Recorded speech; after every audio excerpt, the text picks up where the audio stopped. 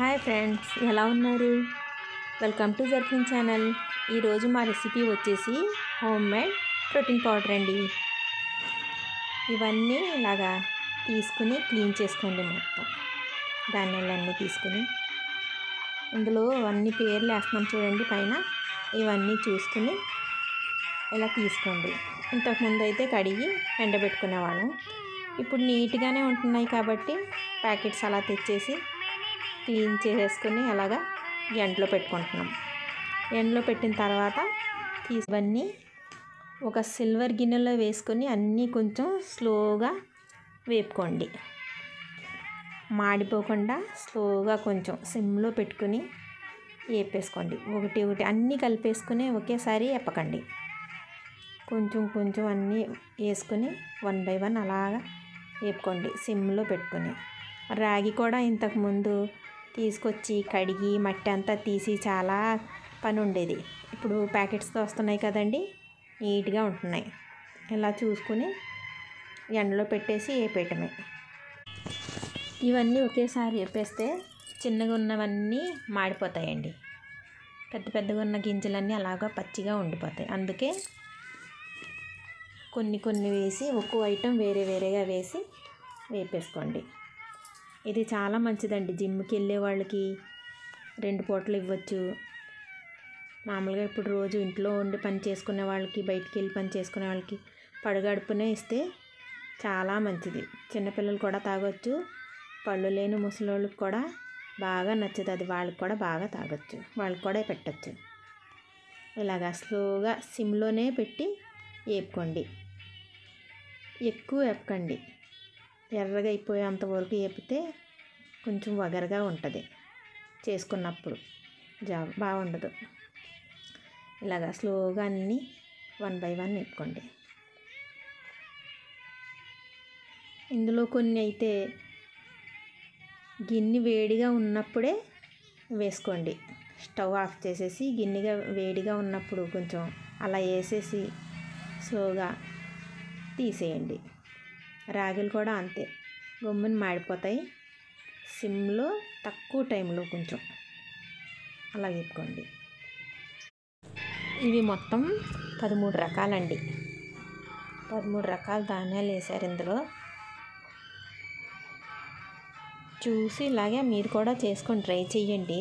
ఒకసారి ఎలాగుంటుందో చూడండి. టేస్ట్ చాలా టేస్ట్గా ఉంటుంది.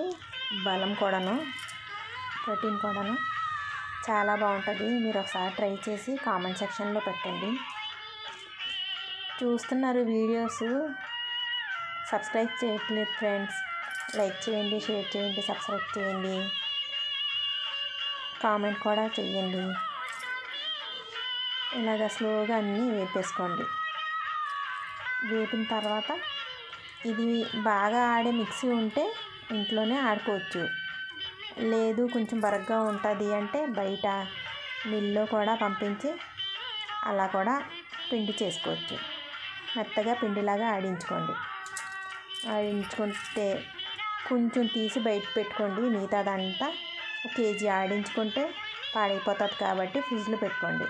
ఒక బాక్స్లో వేసుకుని లేదంటే జిప్లాక్ కవర్లో వేసుకొని ఫ్రిడ్జ్లో పెట్టుకుంటే చాలా రోజులు వస్తుంది.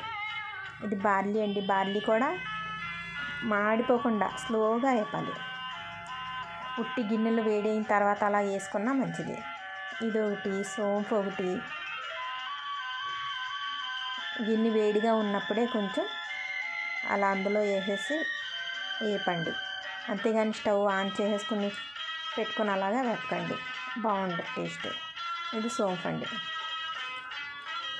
బాదం పప్పు కొన్ని పక్కన పెట్టాము, ఎందుకంటే మేము లాస్ట్లో చేసుకున్నప్పుడు రోజు జావా 4 బాదం పప్పు నానపెట్టి తొక్క తీసేసి చిన్న చిన్న పీసుల్లా కట్ చేసుకొని అది కూడా అందులో వేసుకుంటే జావలో చాలా బాగుంటుంది రైస్. ఇది యాలుక్కాయలు టేస్ట్కి రోజు రోజు ఒక యాలుక్కాయ కొట్టేసి వేయాలంటే పెద్ద పనిలా ఉంటుంది.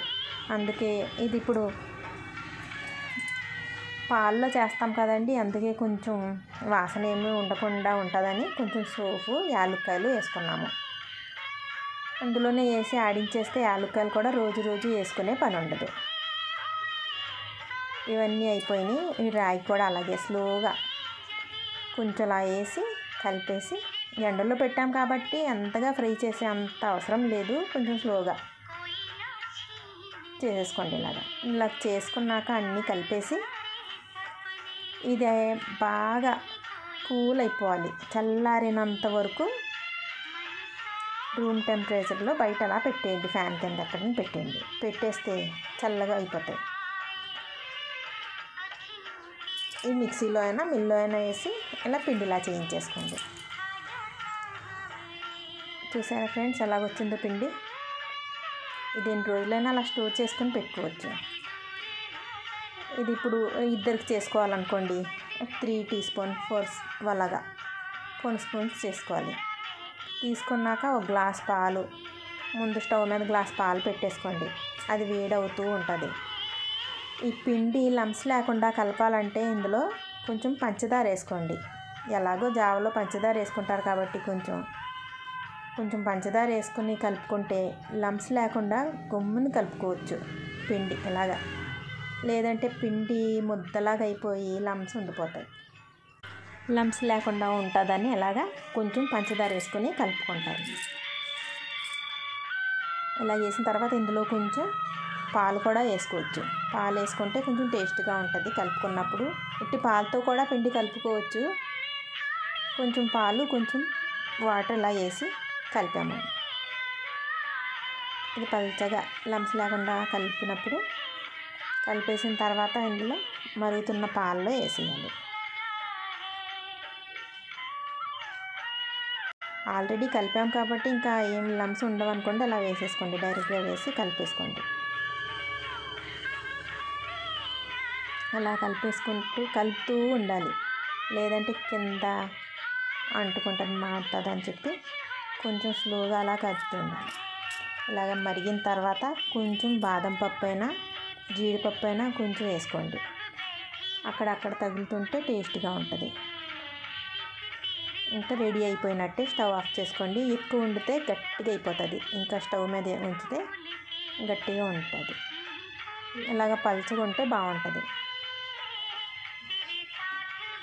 డిష్ అవుట్ అయిపోయింది. కొంచెం చల్లారిన తర్వాత తాగండి. ఇది పడగడుపుని తీసుకుంటే మంచిది. టిఫిన్ లేకుండా ఇది కూడా చేసుకొని తాగొచ్చు. చాలా బాగుంది ఫ్రెండ్స్. Thanks for